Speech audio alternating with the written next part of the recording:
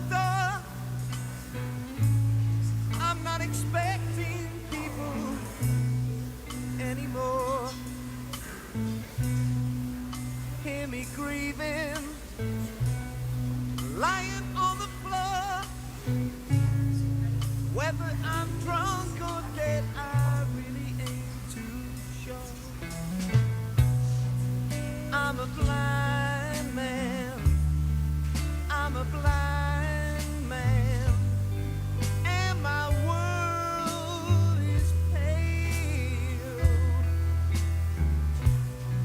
When a blind man cries, Lord,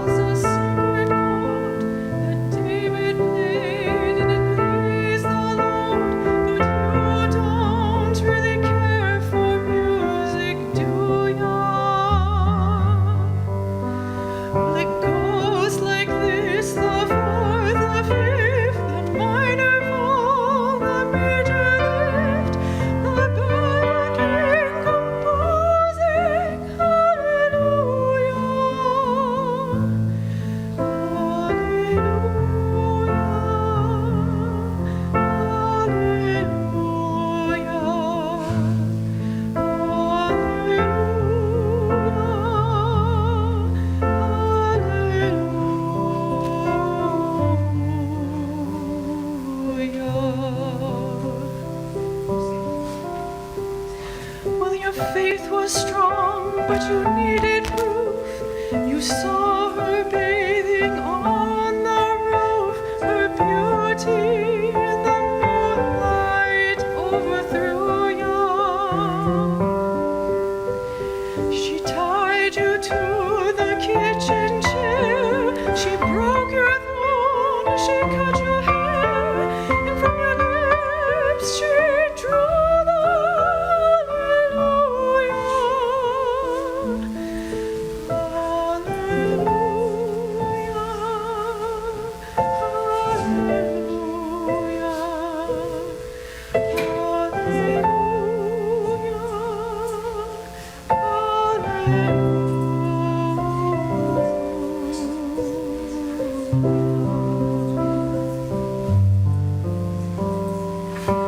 Baby, I've been here before. I've seen this room and I've walked this floor.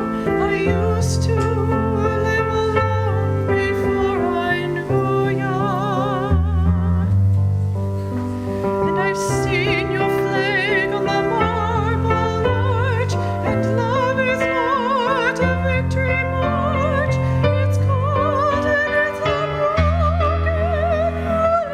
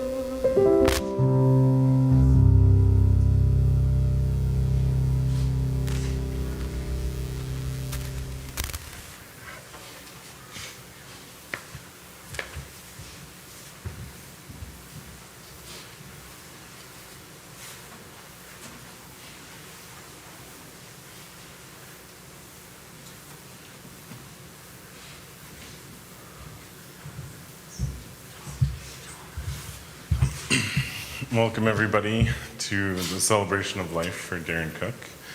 You can all have a seat. Just outside the doors, we'll take care of a couple housekeeping. To the left is the women's washroom, and to the right is the men's washroom. And there's exit doors on either side of the main lobby as well. So again, thank you all for being here today. I'm so grateful to be here. You know, with the restrictions that are happening around our province, and it's just, it makes it terrible to try to plan a gathering like this. And, you know, my daughter's teacher even told us, she said, not everybody gets this chance to gather with your loved ones, so please take that opportunity. So from the bottom of my heart, thank you very much for being here. My name is Joel. I'm Amarla's youngest brother and Darren's brother-in-law. So right now I'd like to invite my mom, Loretta, up to say an opening prayer.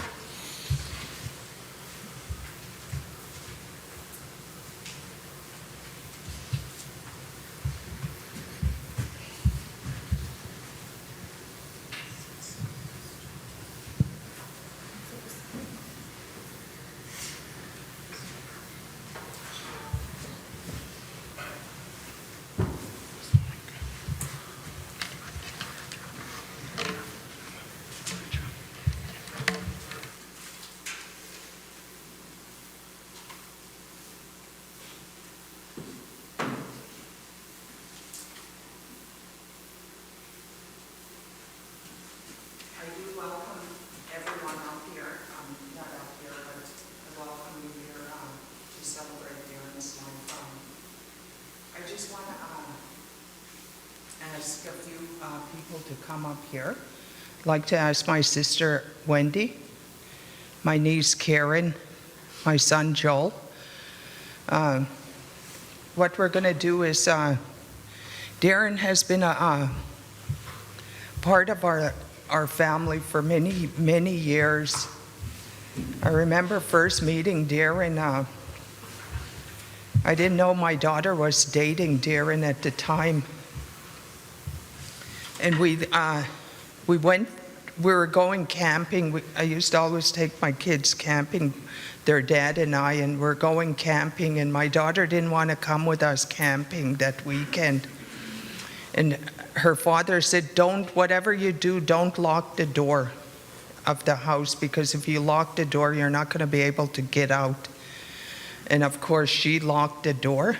And here, Darren ended up coming through the window to get my daughter out of the house while we were gone.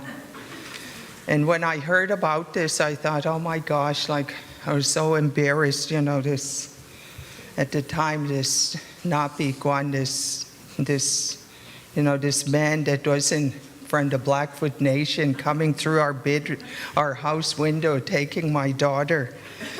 And, over the years, I was so grateful for Darren, because I never had to worry about my daughter. Darren took care of her, and he took care of his family. I didn't have to worry about them.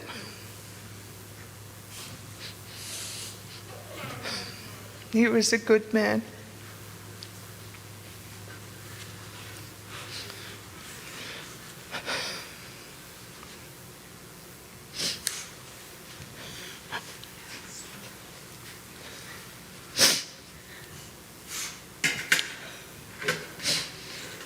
I just want to say prayers for him.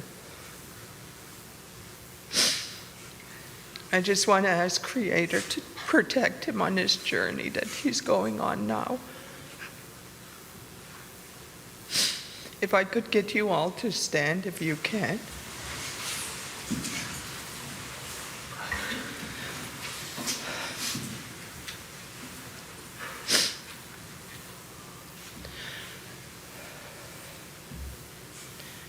And I want to ask you all to help me in prayer. Help me to say prayers for Darren. He's on a different journey now, and I know he'll be there for his family, to take care of his family, but only on a different level. I ask Creator in his name to pray for him and watch over him as he takes this journey. I also pray for my daughter to continue to go on, to continue to build on his legacy and keep him proud of his family.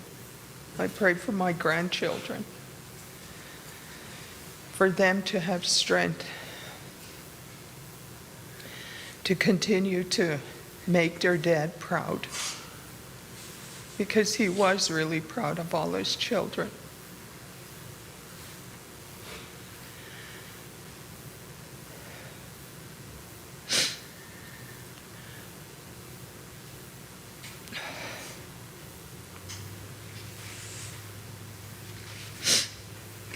My name is Bitani Budaki. Nitani Bitani Budaki. I come from the Piikani Nation in southern Alberta. I have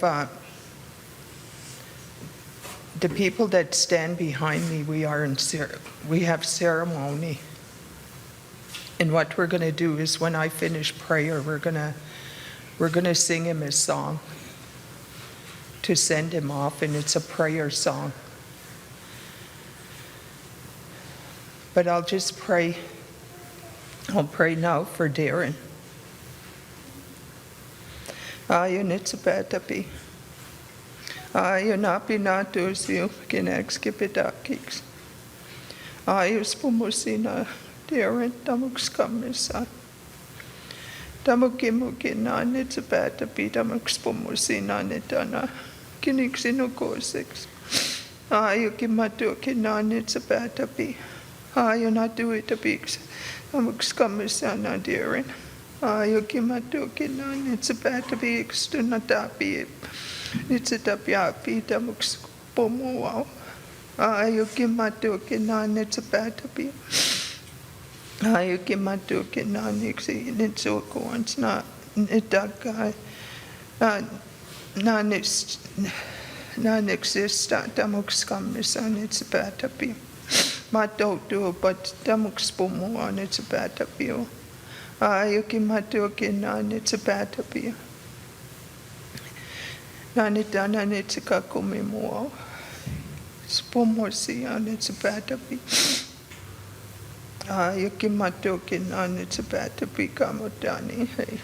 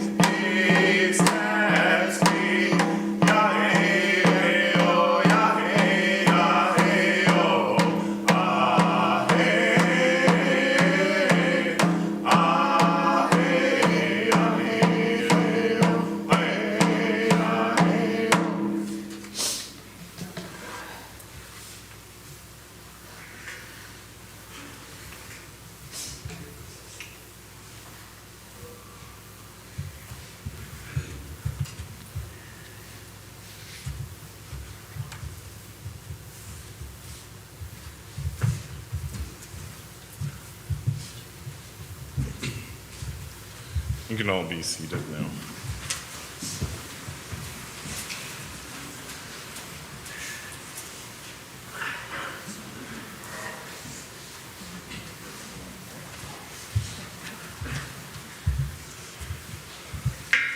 So at this time, I'd like to call up Colleen Cooke, and she's going to read us a poem today.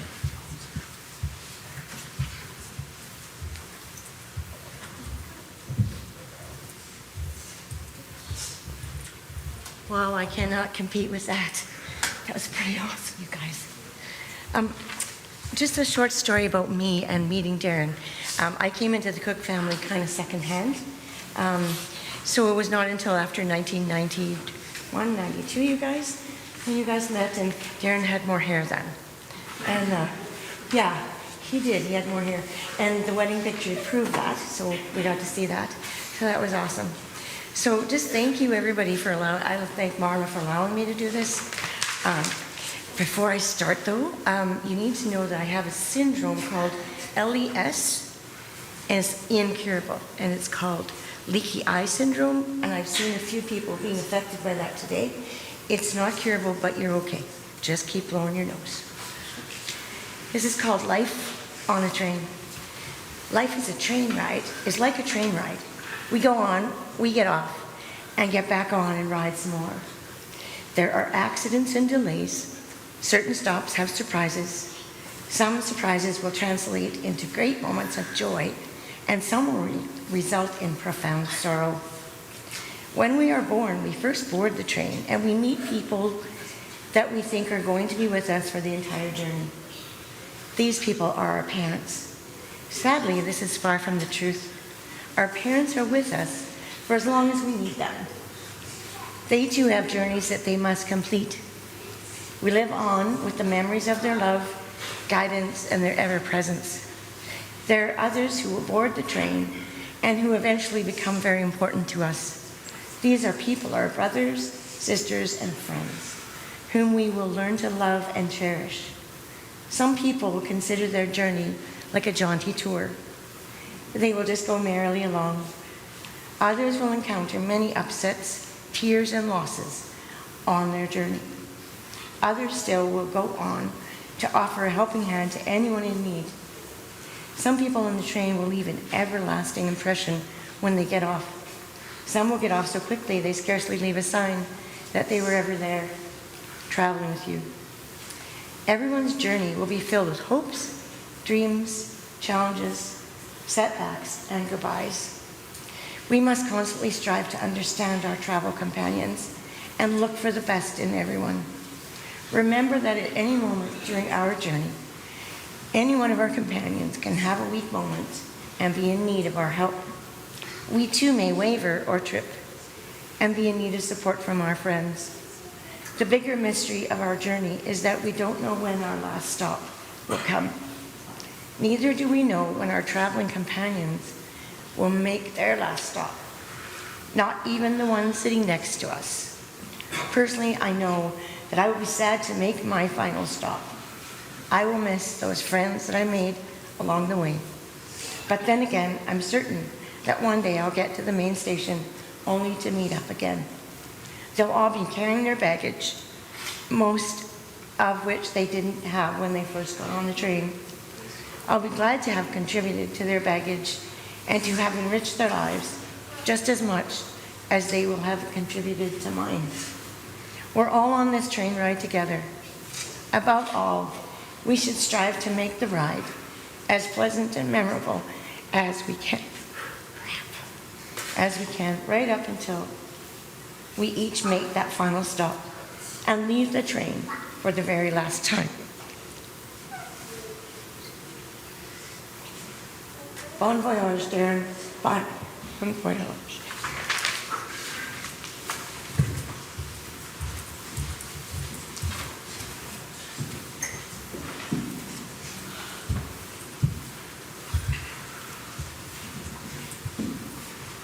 Joel, did I take your card? I'm sorry. I'm thinking I'm next to one. Thank you.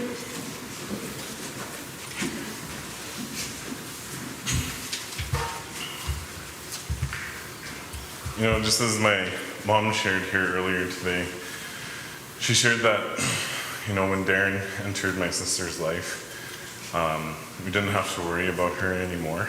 And there's so much truth to that. You know, there's a 12-year age difference between me and Marla. And so I was about 8 or 9 when she met Darren, or when we met Darren. I was probably 5 or 6 when she did. But, you know, just as my mom said, we always knew, you know, anytime that Marla left me when I was young, I'd always worry about her. But after meeting Darren, there was truth to that. You didn't have to worry about her anymore. You knew she was in good hands. So I give him a lot of thanks for that today. And right now I'd like to call up Marla and Braylon, Kirk and Mackenzie and Julius to read the eulogy.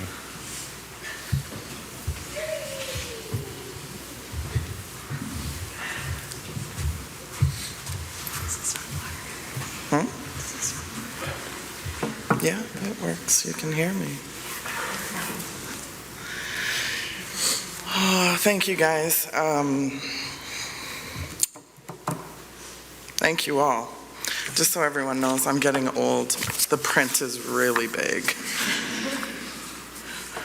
And I'm having an allergic reaction to this. But I had to wear it today. It's okay. My Calgary Flames will understand. Thank you all for gathering today to celebrate Darren. He was a man of few words, but he had many beards. And he was also the only person who can get me to wear this. Darren was born April 21st, 1968, to Robert and Linda Cooke. He was definitely the apple of his mother's eye and the firstborn grandson to Lloyd and Nellie Cooke. He was beyond proud to be the father of Braylon, Mackenzie, Kirk, and Julius, and he taught them what it means to love unconditionally.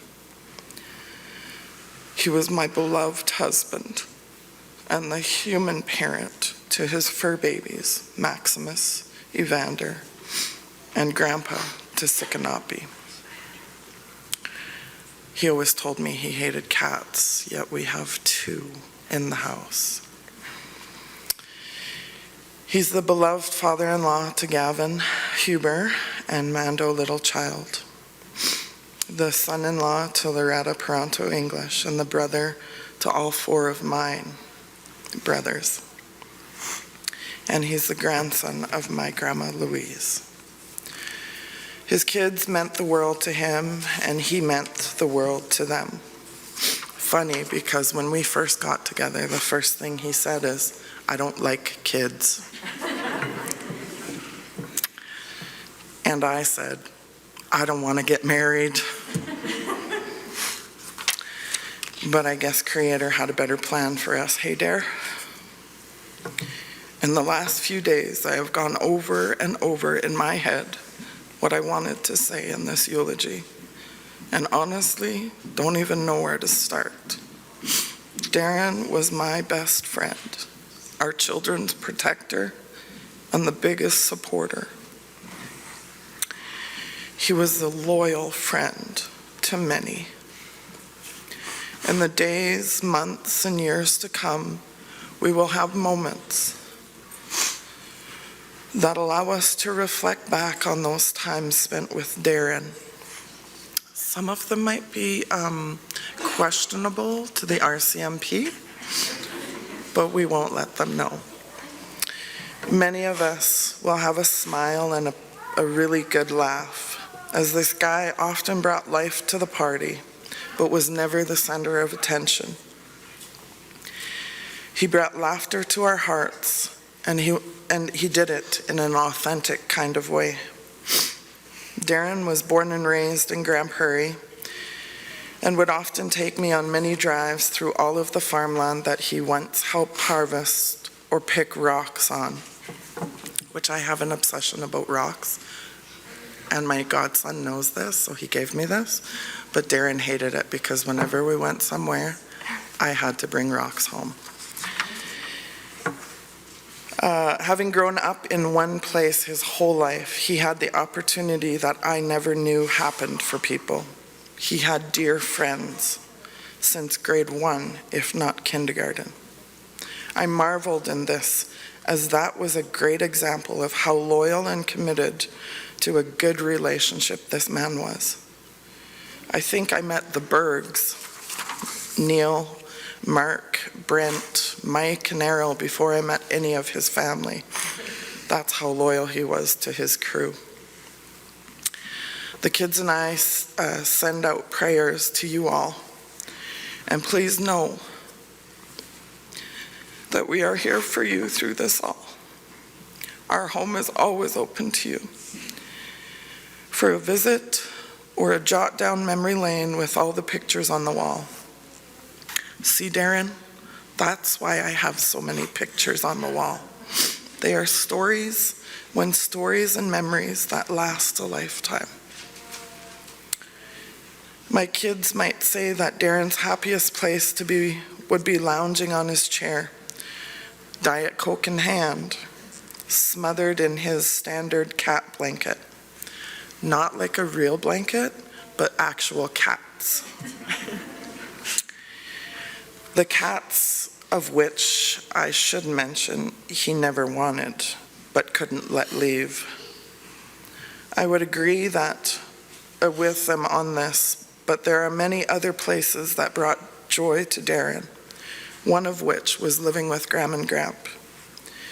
After his mom passed and his dad remarried, Darren found himself spending more and more time hanging out with his grandparents.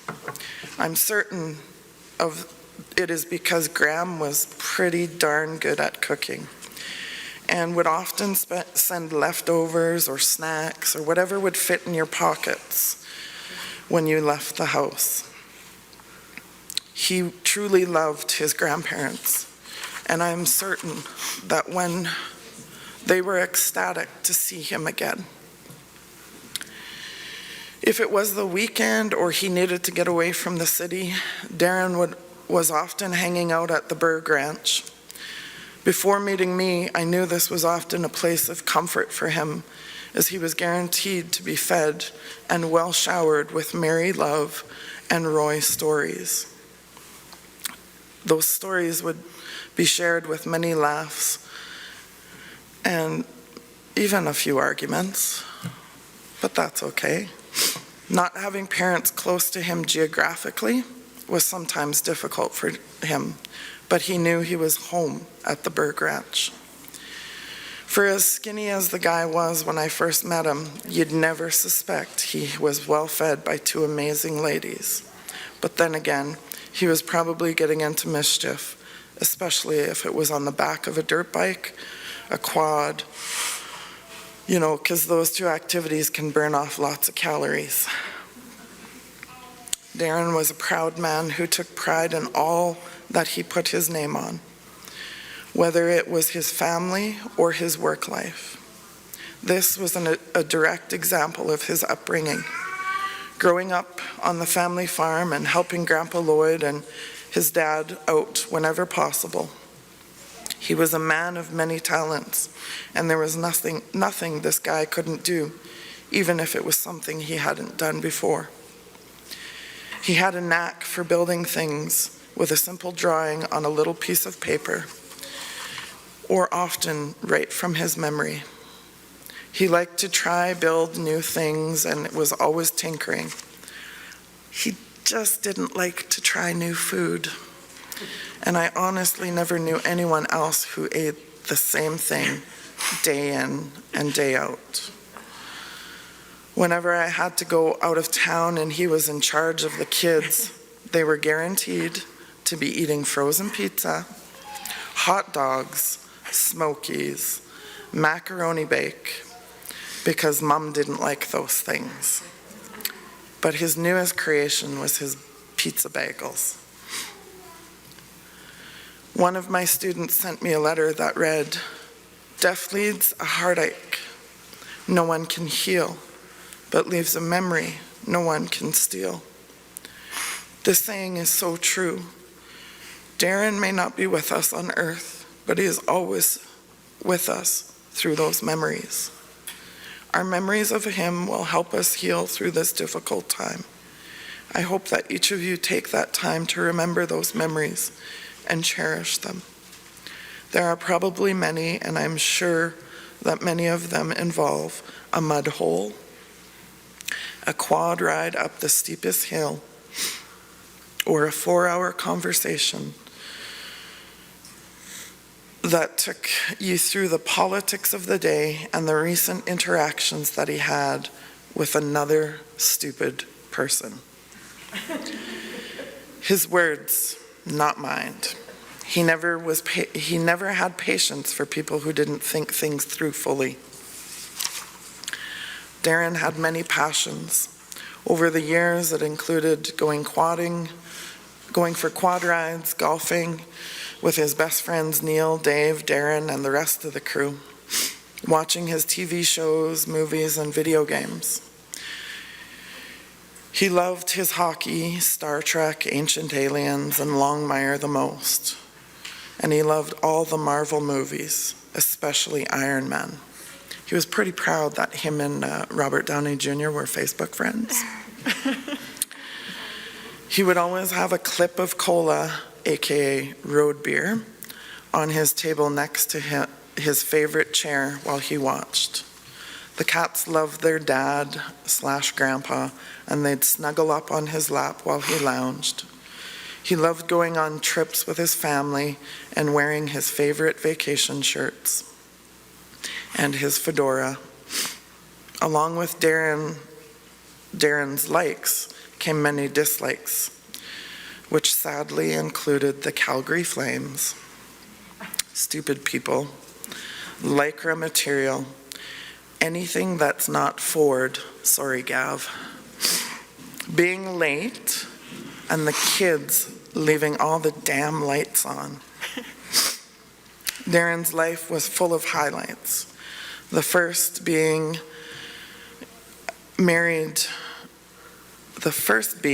getting married, and then the birth of his 4 children. My mom and I often share the story of when Bray was born and how he was so excited to become a dad, but he had no idea even how to hold a baby. It was honestly quite the sight. I was a little scared, as he looked like he was holding onto a sack of potatoes rather than a baby. The nurses had to take him out of his hands before baby fell. He was so overwhelmed in the moment, but holding his first child, the nurses could see he needed some guidance and took Bray from his grips as he was frozen with pride. He got better with each one, but the pride was always there, and even got so comfortable that he became more involved. I've never seen anyone so excited to cut an umbilical cord. He was so proud of each of them and provided them with protection and unconditional love. He was truly a proud dad, even if he made them think he wanted them out of the house sooner than later. We all knew how that worked out, and he wasn't even wanting we all know how that worked out, and he was even wanting the one who did move out to move back in. He loved his babies. They were his pride and joy, and the joy showing each of them a skill that was specific to them. Darren never really was one to share his dreams, not because he didn't have any, but because his dreams were what motivated him to be the best version of himself. When he did share his dreams, you could be guaranteed that he would find a way to make them come true. Seeing one of his favorite bands in concert was a highlight for him, as Kiss played a key role in his cassette tape rotation and was often blaring in whatever year Ford truck he took on as either a project or a gift to himself for working hard. Cassette tapes, I'll teach you kids about those later. Some of us know more than others that he was probably the hugest Oiler fan west of the 4 Mile Corner. And when he got to attend a game at the Coliseum, it was like seeing a kid in a candy store with an unlimited budget. To his dismay, he fell in love with a Calgary Flames fan. Still can't believe I'm wearing this jersey. But we had an understanding come game night. It was lovers off, and whatever team won, that person didn't rub it into the other's face too long. Unfortunately, COVID took away the possibility for us to go head-to-head live in Calgary this past season, as the kids gifted us with tickets to the Battle of Alberta Dream Trip for Christmas. Even though Darren was known later in his life to stay closer to home, he did enjoy his trips with me to Vegas. We aren't big gamblers, and it seemed odd for us to even go, but he wanted to go for the pure atmosphere and scenery of the desert landscape and sit on Fremont Street, people watching, he said. If you haven't had a chance to do this, I highly recommend it, as it is hilarious and interesting to say the least. Darren preferred driving places. It wasn't that he was worried about flying, but it was in the fact that if you fly, you miss the beauty of the landscape. So both trips we took was a well-planned out 2-week tour of many states and historical landmarks. The second time, he was so excited that Neil planned to come. Even though he didn't spend a lot of time with Neil, he was excited to share that experience with them. We both loved the trip so much that we were planning to take the adult kids sometime next year, as Mackenzie and Gavin would be legal age, and well, Cooke could pass for it. Of course, we would drive the whole way, but he was willing to get a motorhome so that we could all be comfortable. That was a huge deal for Darren, as you can often hear him say that motorhomes on the highways were just big white roadblocks. So I know that he was willing to make a sacrifice of being that person just for our trip. Darren's newest hangout spot was watching his hockey hero play and practice. Even when I put Julius in hockey, the first thing he said was, "Oh, wow, that's gonna cost an arm and a leg. And who's gonna deal with the politics of it all?" I knew he was happy to get to sit in the cold arenas yelling, "Skate, skate, skate." He marveled in the development he saw every game and was willing to give pointers on the drive home from practices and sometimes games. He also enjoyed shooting the shit with some of the hockey dads and was always glad he had someone to have a good laugh with during the game. And I'm pretty sure they talk politics. Even though Darren wasn't a fan of school, he knew and was maybe kind of told that, convinced that having the kids graduate from school was an important tool to have. So being able to see the 3 of his 4 kids graduate high school was a proud moment, even if it meant he had to dress up. He was looking forward to seeing Julius graduate as well, and Braylon graduate from high school or college. I'm sure he will be watching over us as both of you walk the stage and he's shouting from heaven.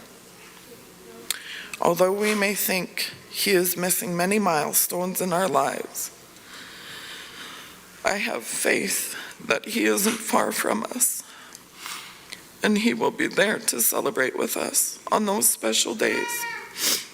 He loved us too much to let heaven keep him from us. Another student of mine from St. Joe's wrote, "You'll know he's someone special when no matter what kind of mood you're in, he can always manage to make you smile." That's true of Darren, because on many times I'd come home from work stressed out, exhausted, or we would have had a disagreement, and I would silent treatment him for a few hours. He would pretend to accidentally walk by me in the kitchen or take the item that I just grabbed out of the fridge from my hands and walk away. And he would giggle about it as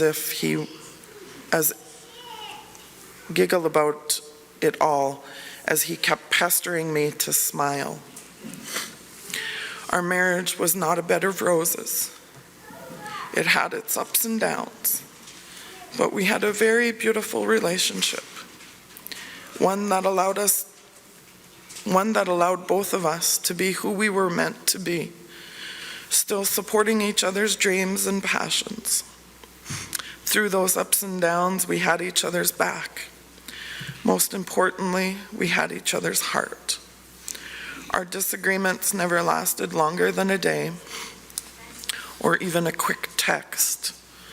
Sometimes I think he bought our house so that we couldn't hide from each other for days on end. I mean, it's just one floor. I was asked recently how I was doing, and my reply was, I never imagined my love story playing out like this. I honestly didn't. Who truly does? He always had a great wit about him and was always quick to snap something back at the perfect moment and in the perfect context. He always had something snarky to say and would make me gasp and say, "Dare!" Oh, how I'm gonna miss those moments. Darren was loyal to those he loved from his heart. He often portrayed that he was this hard-shelled person who didn't let anyone in, but he was ultimately a teddy bear under rough exterior. If he considered you his friend, family, or loved one, you were guaranteed he'd stick by you through thick and thin. Darren still liked to spend time out at the Bergs, and his weekly calls with Neil were something that he looked forward to, even if Neil talked his ear off for 3 hours. We always giggled because it was cute when we would ask him, "Are you still talking to Neil?" And he would grin and shake his head yes. His crew were more like family than friends, as all of my kids know them as uncles and aunties, and 4 of them are my kids' godparents.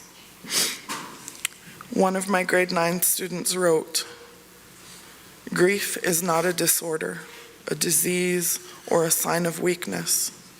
It is an emotional, physical, and spiritual necessity, the price you pay for love. The only cure for grief is to grieve." We will all miss Darren dearly.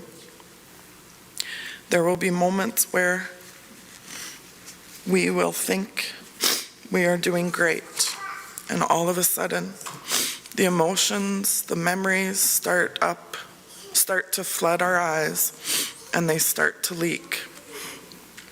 Allow those tears to fall, and know that in that moment, he is with you, and he will always cherish those moments he shared with you.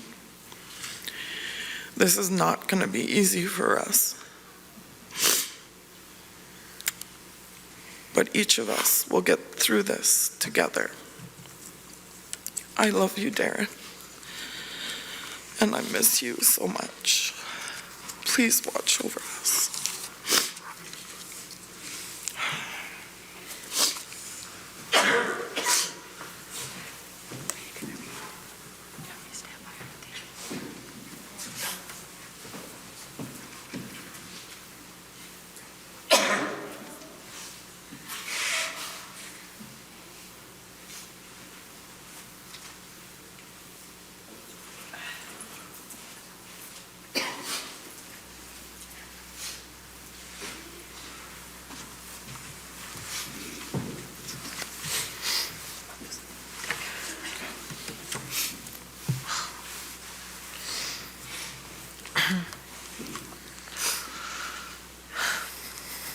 Hey, Dad. I've been wanting to write you a letter for a while now, and it tears me apart to only be writing it now that it's too late.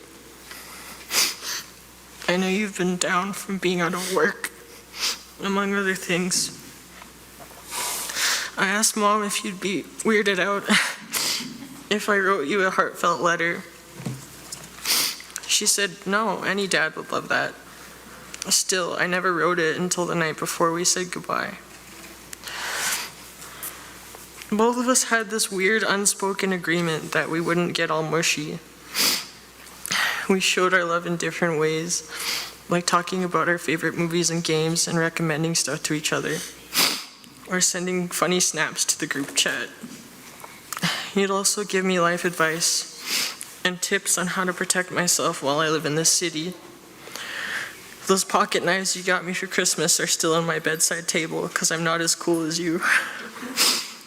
You always made me feel protected and loved. All my schoolmates in elementary were at least a little afraid of you, coming after them if they ever messed with me. But I was never afraid of you because you're actually a softie who loved his cats and colas and made up silly words and phrases. I remember you calling Kenny and Kirk's pot bellies when they were babies city bellies. And renaming our cat Griffin to Jiffin. Anyway, the reason I wanted to write this in the first place is because I had been thinking about you a lot. I know you're having a difficult time, and I figured it might help out a bit. You truly were the world's greatest dad.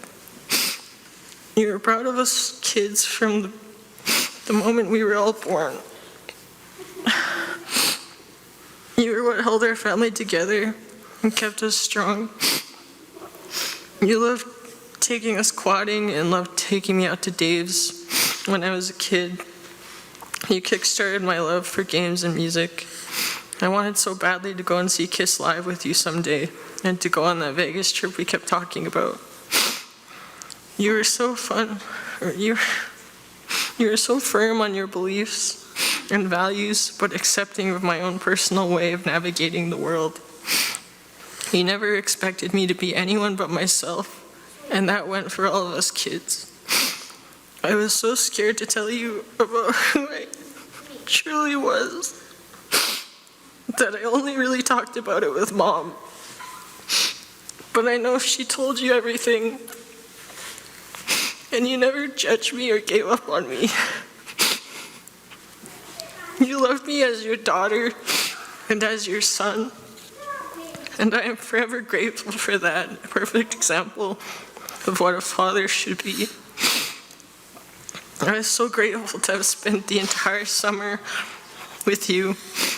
We shared so many laughs and stories and adventures. We watched Netflix shows together as a family, had lots of fires. You and Julius built that birdhouse together, well, mostly you. And we took the cats out on their leashes around the yard. Our last family trip was so much fun. I'm so glad us siblings were able to pull that off for us. What I really want to say in this letter is thank you. Thank you so much for loving me unconditionally. Thank you so much for taking care of all of us. Thank you for your handiwork around the house. Thank you for being the perfect husband for my mom. Thank you for all the amazing memories and endless encouragement and support. I love you more than words can explain, and I am so angry with myself for not expressing that more while you were still here. But I know you knew. You knew all of us love you and love you dearly and always have. Mom told me recently that you said God is an alien. So have fun up there, confirming all your ancient aliens theories, and have a cola with Spock. I hope your journey to wherever it is that you're going is a safe one. I love you, Dad. Nobody could ever replace you, and nobody ever will. You're our dad forever.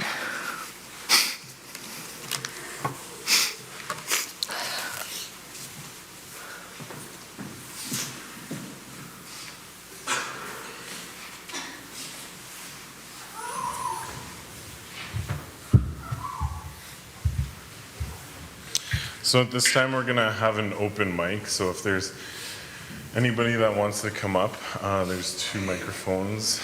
If you guys want to just come on up and share what you wanted to share today.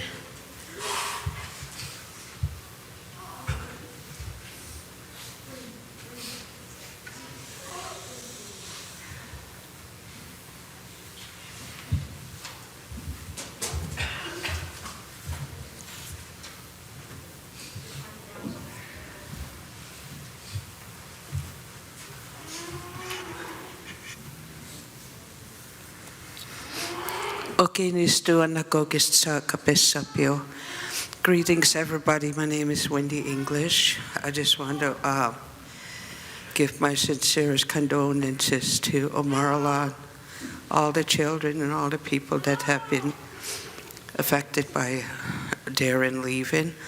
I just want to send my condolences from my family. My mom really wanted to be here with us today, but however, she's not in good health.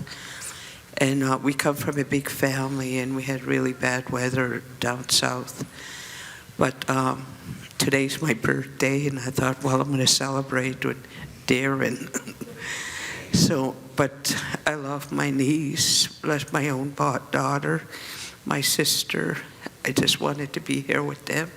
And thank you, each and every one of you, for being here with the family, and thanks.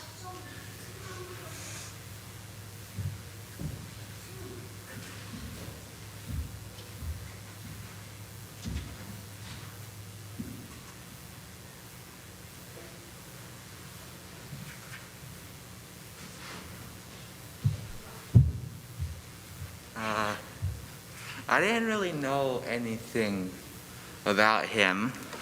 All I know is whenever I got into Omarla's house, I'd see him on the couch, and he looked really menacing. And I thought, if I bully Julius and then make him like really hurt or something, he'll probably not be happy. But I do know one time he went to a hockey game and Omarla was there, and then I heard them both cheering. It's mostly Darren. Darren's mostly Omarla but male. Well, always screaming and going like, "Let's go!" and all that. Yeah. Don't really know what else to say. That's it.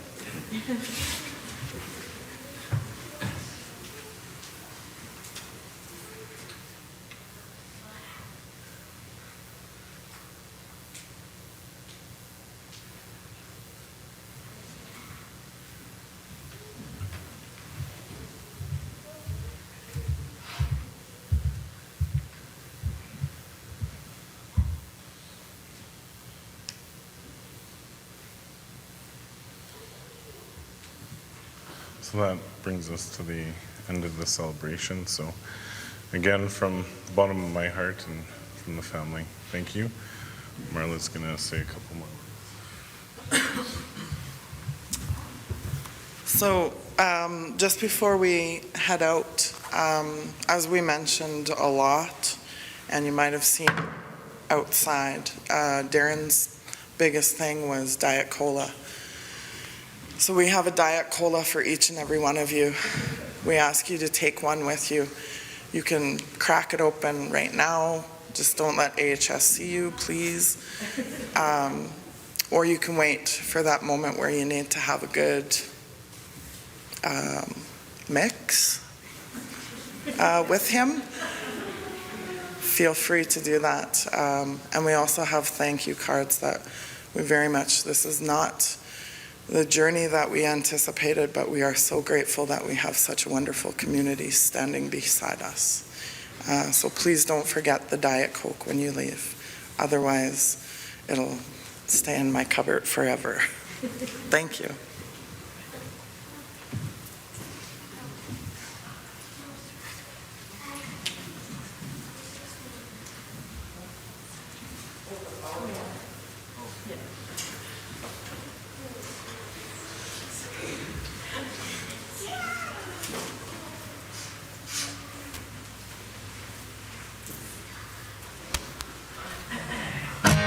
Seen my share of broken halos, folded wings that used to fly.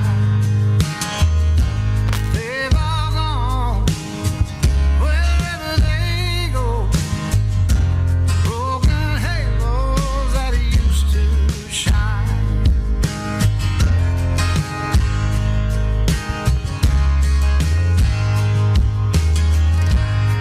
Angels come down from the heavens just to help us on our way. Come to teach us, then they leave us, and they find some other soul to save. Seen my share of broken halos, folded wings that used to fly. They've all gone wherever they go. Broken halos that used to shine. Broken halos that used to shine.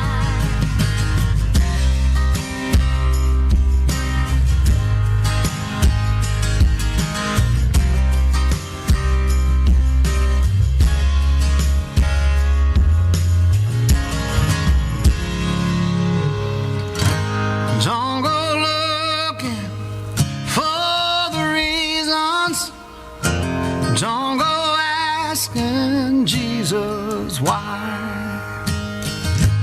We're not meant to know the answers. They belong to the by and by. They belong to the by and by. Seen my share of broken halos, folded wings that used to fly. They've all gone wherever they go. Broken halos that used to shine. Broken halos that used to shine. Broken halos that used to shine. Broken halos that used to shine.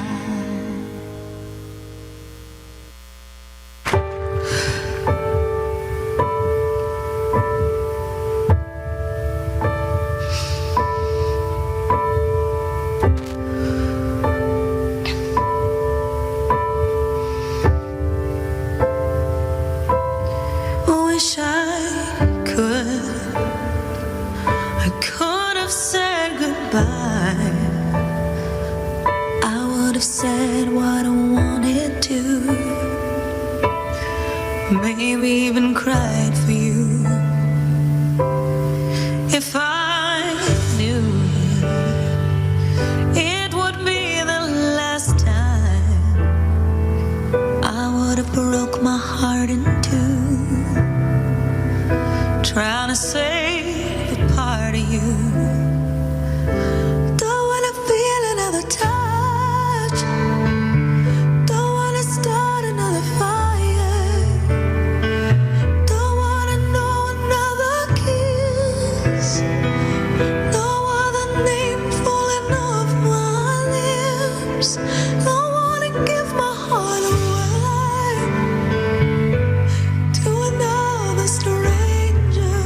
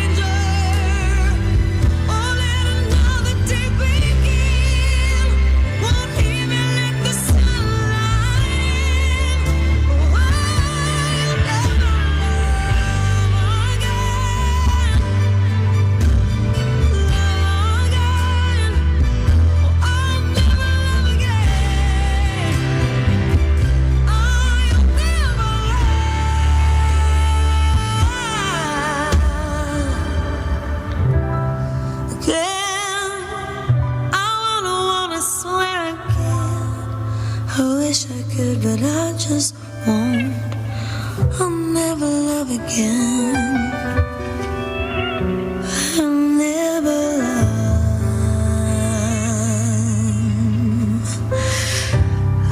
again.